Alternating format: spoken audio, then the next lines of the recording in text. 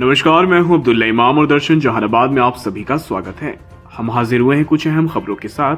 थोड़ा सा वक्त निकाल कर देखिए खबरें फटाफट अंदाज में। हम पहली खबर पर आते हैं। पूरे देश में राष्ट्रपिता महात्मा गांधी की पुण्यतिथि को शहीद दिवस के रूप में मनाया गया। इस अवसर पर जहानाबाद में भी कई कार्यक्रम आयोजित किए गए। जिलाधिकारी अलंकृता पांडे ने गांधी मैदान स्थित महात्मा गांधी जी की प्रतिमा पर माल्यार्पण कर उन्हें श्रद्धांजलि अर्पित की। इस दौरान जिले के अन्य अधिकारी, सामाजिक कार्यकर्ता और गण्यमान्य नागरिक भी मौजूद रहे। मौके पर जिलाधिकारी ने कहा कि महात्मा गांधी के विचार और उनके सिद्धांत हमें सत्य और अहिंसा की राह पर चलने की प्रेरणा देते हैं। शहीद दिवस पर हम सभी को उनके बताए मार्ग पर चलने का संकल्प लेना चाहिए।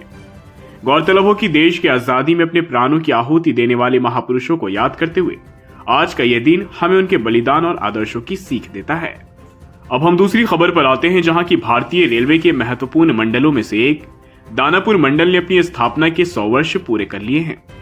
इस ऐतिहासिक अवसर को यादगार बनाने के लिए जहानाबाद स्टेशन परिसर में एक समारोह का आयोजन किया गया, जिसमें रेलवे कर्मियों और अधिकारियों ने बढ़ चढ़कर भाग लिया। रेलवे मंडल के वरिष्ठ अधिकारियों ने इस मौके पर कहा कि दानापुर मंडल ने बीते 100 वर्षों में रेलवे नेटवर्क के विस्तार और यात्रियों को बेहतर सुविधा देने में अहम भूमिका निभाई है। उन्होंने कर्मियों के योगदान को सराहते हुए उन्हें रेलवे की प्रगति का महत्वपूर्ण हिस्सा बताया।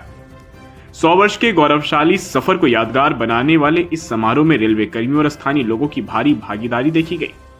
रेलवे अधिकारियों ने भरोसा दिलाया कि आने वाले वर्षों में दानापुर मंडल नई ऊंचाइयों को छुएगा और यात्रियों को और भी बेहतर सुविधाएं मुहैया कराएगा। अब हम तीसरी खबर पर आते हैं, जहां की सदर अस्पताल में अपने पिता का इलाज कराने आए एक युवक की बाइक चोरी हो गई।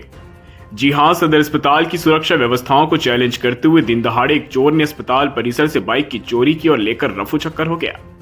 दरअसल बेनीचक गांव से एक युवक अपने पिता का इलाज कराने अस्पताल आया था। महज 15 से 20 मिनट के बाद वो अस्पताल के अंदर से जब बाहर निकला तो उसने देखा कि जहां पर उसकी बाइक पहले उसने खड़ी की थी वहां पर उसकी बाइक नहीं है। जिसके बाद युवक ने आसपास पता किया, खोजबीन शुरू की। तब जाकर युवक को एहसास हुआ कि उसकी बाइक की चोरी हो गई है। खैर, इस चोरी की घटना ने अस्पताल प्रशासन के सुरक्षा के क्या और कैसे इंतजाम है, इस पर सवाल खड़े कर दिए हैं। अब हम चौथी खबर पर आते हैं, जहां की देश में बढ़ती सांप्रदायिकता और संविधान पर मंडराते खतरे को लेकर जनमुक्ति आंदोलन के कार्यकर्ताओं ने एक दिवसीय परिचर्चा का आयोजन किया। इस अवसर पर अंबेडकर चौक स्थित बाबा साहब डॉक्टर भीमराव अंबेडकर की प्रतिमा पर माल्यार्पण कर उन्हें श्रद्धांजलि भी अर्पित की गई। जनमुक्ति आंदोलन के नेतृत्व में आयोजित इस परिचर्चा में सामाजिक कार्यकर्ताओं और बुद्धिजीवियों ने भाग लिया। कार्यक्रम में वक्ताओं ने सांप्रदायिकता के बढ़ते प्रभाव और इससे संविधान पर पड़ने वाले दुष्प्रभाव पर चर्चा की। मौके पर कहा कि हमारा सभी को समान अधिकार देता है, लेकिन हाल के वर्षों में जिस तरह से सांप्रदायिक ताकतें संविधान को कमजोर करने का प्रयास कर रही हैं, वह चिंता का विषय है। हमें जागरूक रहने और संविधान की रक्षा के लिए संगठित होने की जरूरत है। परिचर्चा में वक्ताओं ने नागरिक अधिकारों, सामाजिक समरसता और संवैधानिक मूल्यों की रक्षा पर जोर दिया। इसके साथ ही सभी से लोकतंत्र की मजबूती के लिए एकजुट रहने की अपील की गई। गौरतलब हो कि जनमुक्ति आंदोलन का यह प्रयास देश में संवैधानिक मूल्यों को मजबूत करने की दिशा में महत्वपूर्ण कदम माना जा रहा है। अब हम पांचवी और आखिरी खबर पर आते हैं, जहां की जनसुराज के सूत्रधार प्रशांत किशोर ने अरवल जिले में आयोजित किसान महापंचायत में हिस्सा लिया। किसान महापंचायत में अरवल, जहानाबाद और आसपास के जिलों से हजारों किसान शामिल हुए। किसान महापंचायत को संबोधित करते हुए प्रशांत किशोर ने कहा कि बिहार के बच्चे दूसरे राज्यों में जाकर मजदूरी करने को मजबूर हैं। इसके लिए बिहार के लोग ही जिम्मेदार हैं, क्योंकि उन्हें अपने बच्चों की चिंता नहीं है। बिहार के लोगों को लालू जी से सीखना चाहिए कि अपने बच्चों की परवाह करना क्या होता है। लालू जी को अपने बेटे की इतनी चिंता है कि लालू जी का बेटा 9वीं पास भी नहीं हुआ, फिर भी उन्हें यह चिंता सताने लगी कि वह बिहार का राजा ही बने। हम लालू जी की शिकायत नहीं कर रहे, हम तो उनकी तारीफ कर रहे हैं। वहीं दूसरी तरफ बिहार के आम लोग हैं जिनके बच्चों ने BA MA कर लिया, लेकिन उन्हें चपरासी की नौकरी भी नहीं मिल रही।